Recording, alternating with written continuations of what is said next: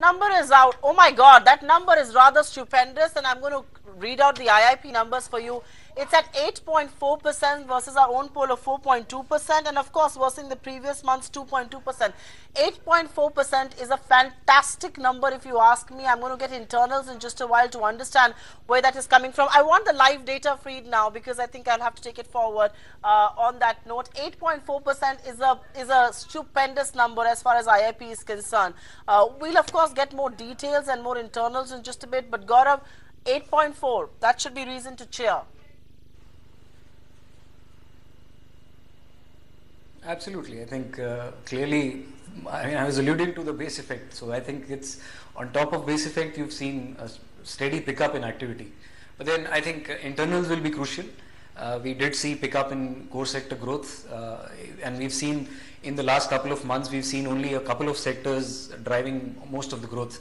So it needs to be seen whether that this growth is broad-based and can it sustain, or it's again because of one-off factors in certain segments, and that is going to stabilize as we go into this last quarter of the financial year.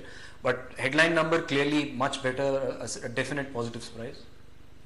No, I think that's a huge reason and a huge sigh of concern at 8.4% is concerned, but 5.12 for inflation. I think inflation is at 5.12 if I'm not wrong. That number is also out right now. We'll get internals in just a while.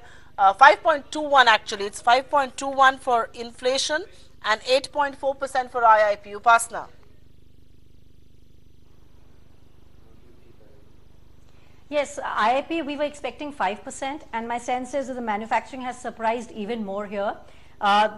Definitely, if you look at the numbers for the month, exports, PMIs, auto sales, all of that was suggesting a huge uptake, and that's probably, more than what, we were expecting. But I think even the capital goods segment, I would like to see how it has performed, because in the last 3 months, consecutively, we were seeing capital goods sector do well in the positive territory. So I think that also I would like to see.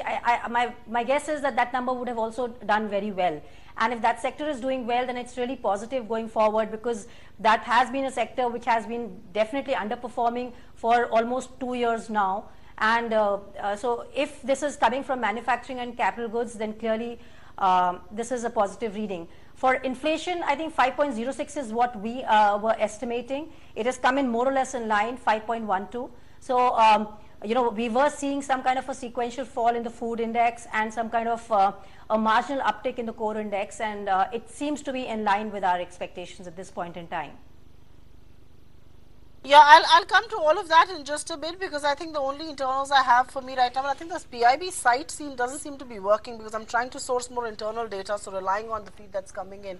But I think the only other feed that I have is 4.8% for clothing, footwear, urban inflation at 5.09%, fuel and all of that at 7.9%, food at 4.96%.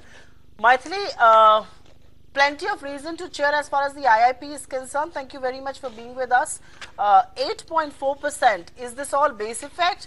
Because we still to get internals as far as the IIP go. There's something really wrong with the PIB website, because that's where we source our data from, and we don't seem to be getting the data right now.